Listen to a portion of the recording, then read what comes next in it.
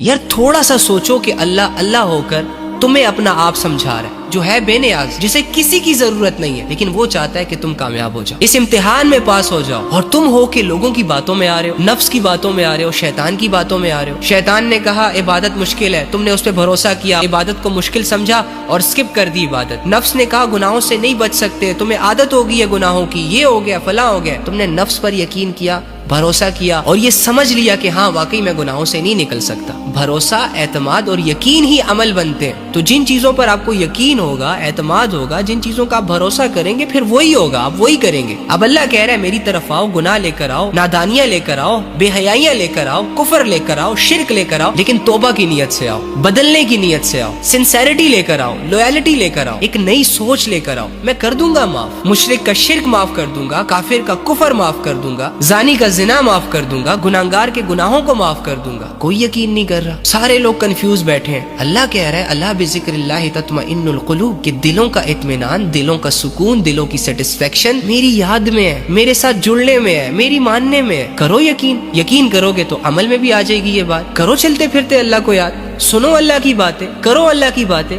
پڑھو اللہ کی باتیں۔ اگر یقین ہوتا تو پھر یہ سارے ایکشنز بھی ہوتے، پھر ہم یوں ہی نہ بیٹھے رہتے۔ کبھی ایک سے کہتے ہیں دعا کر دو، کبھی دوسرے سے کہتے ہیں بھائی تم ہمارے لیے دعا کرو۔ یار تم کیا کرو گے؟